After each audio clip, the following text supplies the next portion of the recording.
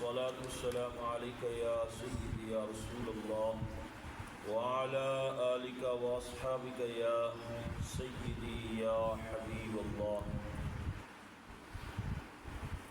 وعبد الله ابن عباس رضي الله تعالى عنهما عن النبي صلى الله عليه وسلم قال. حضرت عبداللہ بن عباس رضی اللہ تعالیٰ عنہما سے روایت ہے، آپ نبی کریم صلی اللہ تعالی وسلم سے روایت کرتے ہیں، رسول اللہ صلی اللہ تعالی علیہ وسلم نے فرمایا، یجیء المقتول بالقاتل یوم القیامہ.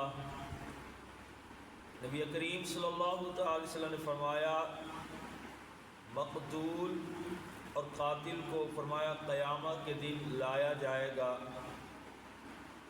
قاتل کسی انسان کو قتل کرنے والا اور مقتول جس کو قتل کیا گیا ہے، جو مارا گیا ہے، اس کو مقتول کہتے ہیں. تو قاتل کو بھی، مارنے والے کو بھی، اور جو قتل کیا ہوا ہے اس کو بھی، دونوں کو قیامت کے دن اللہ تبارک و تعالیٰ کی بارگاہ میں لایا جائے گا.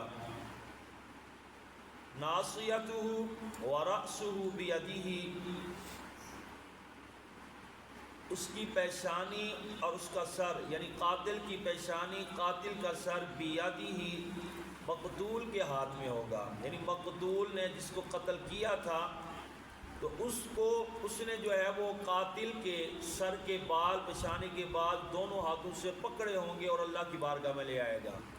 وَأَوْدَاجُهُ تَشْخَبُ دَمًا، اور اس حالت میں کہ مقتول جو ہوگا اس کی رگیں، جو گلے کی رگیں ہیں جس کو کاٹا گیا تھا، تو وہ خون بہا رہی ہوں گی. تشخب دمن، خون بہ رہا ہوگا. اس حالت میں وہ قاتل کا سر اور پیشانی جو ہے وہ پکڑ کر لائے گا. یقول، اور وہ عرض کرے گا، یا ربی، اے میرے رب، قاتلنی، کہ مجھے اس نے قتل کیا تھا. حتی یدنیہ من العرش، یہاں تک کہ اللہ تبارک و تعالی مقتول سے رحم فرمائے گا اور اسے عرش کے قریب کر دے گا. اور قاتل کے بارے میں پڑھ چکے ہیں کہ اس پر جو ہے وہ عذاب نازل ہوگا. تو یہاں کیونکہ قاتل جو ہے وہ ظالم بھی ہے، کیونکہ اس نے ناحق قتل کیا ہے، ظلم کیا ہے، اس کو مارا ہے. اور جو مقتول ہے، قتل ہوا ہے، تو وہ مظلوم بھی ہے کیونکہ اس پر ظلم کیا گیا تھا. تو جو مظلوم ہے، جو مقتول ہے، اللہ تبارک و تعالیٰ اس پر رحم کھائے گا، اس کو اپنے عرش کے قریب کر دے گا.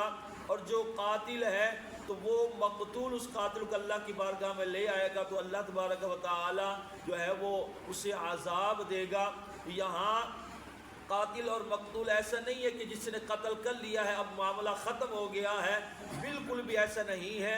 ایک تو مقدمہ جو ہے وہ ہماری دنیا کی عدالت میں لگایا جاتا ہے، جس میں قاتل اکثر طور پر بچ جاتا ہے اور مزید وہ قتل کرنے کے لیے جو ہے وہ معاشرے میں پہنچ جاتا ہے. لیکن جو ہے وہ اللہ کی بارگاہ میں جو مقدمہ لگنے والا ہے قیامت کے دن، اس مقدمے سے قاتل بالکل کسی صورت میں نہیں بچ سکتا، کیونکہ وہاں تو نہ پیسہ چلتا ہے، نہ رشوت چلتی ہے، کچھ بھی نہیں چلتا. وہاں صرف اور صرف انصاف ہوگا. تو اللہ تبارک و تعالیٰ کی بارگاہ میں بالکل بھی ایسا نہیں ہوگا کہ مقتول کے ساتھ ظلم کیا جائے اور قاتل کو جو ہے وہ رہا کر دیا جائے. یہ ہماری دنیا کے اندر ہوتا ہے. کتنی دفعہ قاتل جو ہے وہ باہر پھر رہا ہوتا ہے، کھلے عام پھر رہا ہوتا ہے، کوئی اس سے پوچھنے والا نہیں ہوتا. وجہ کیا ہے کہ وہ پیسہ لگا کر جو ہے وہ باہر آ جاتا ہے. لیکن اللہ کی بارگاہ میں ایسا نہیں ہوتا ہے. تو یہ حدیث ہمارے لیے ہے کہ ہم نے جو ہے وہ قتل سے بچنا ہے، کیونکہ قتل جو ہے وہ قتل کرنے والا جو ہوتا ہے وہ کسی صورت میں جو ہے وہ دنیا میں تو شاید بچ جائے گا پیسے کی وجہ سے، لیکن قیامت کے دن اللہ کی بارگاہ میں اللہ کی پکڑ سے وہ بالکل بھی نہیں بچ سکتا. تو اس لیے ہم نے قتل جیسے اتنے بڑے گناہ سے، کہ جو مقتول ہوگا، جو قتل ہوا ہوگا، تو اللہ تبارک و تعالیٰ اس کو اپنے عرش کے قریب کرے گا، رحم فرمائے گا، رحمت فرمائے گا. لیکن اگر قتل کیا ہے جس نے، تو وہ پھنس جائے گا، اس کو جہنم میں یہ پہلے پڑھ چکے ہیں. تو اس لیے ہم نے قتل سے بچنا ہے، کیونکہ بعض اوقات لا علمی بھی ہم سے قتل ہو جاتا ہے. آج کے دور میں کہ جیسا کہ ہم گاڑی وغیرہ چلاتے ہیں، بائک وغیرہ چلاتے ہیں، تو کتنی دفعہ ہوتا ہے کہ ہم غلطی پر جا رہے ہوتے ہیں اور جا کے کسی کو مار دیتے ہیں. وہ سامنے، یا کوئی سامنے آ جاتا ہے تو وہ نیچے آ کر جو ہے وہ مر جاتا ہے، فوت ہو جاتا ہے، تو اگر جان بوجھ کر کیا تو یہ بھی قتل کے اندر آتا ہے، کیونکہ جان چلی گئی ہے، کیونکہ ایک انسان کی جان بچانا پوری انسانیت کی جان بچانے کے برابر ہے، اور ایک انسان کا قتل کرنا گویا کہ ایسے ہے کہ جیسے پوری انسانیت کا قتل کرنا. یہ قرآن کے اندر آیات ہیں، انشاءاللہ یہ بھی ہم پڑھیں گے، لیکن بہرحال ہم نے یہ کرنا ہے کہ قتل جیسے گناہ سے ہم نے بچنا ہے، تعلیم دینی اپنے گھر والوں کو، اپنے خاندان والوں کو، کھیج قبیلہ کو، تاکہ اس گناہ سے ہم سب جو ہے وہ بچ سکے. اللہ تبارک و تعالیٰ سے دعا ہے اللہ تبارک و تعالیٰ ہم سب کو صحیح معنوں میں علم دین سیکھنے کی، اس پر عمل کرنے کی توفیق عطا فرمائے. وآخر دعوایا الحمدللہ رب العالمین.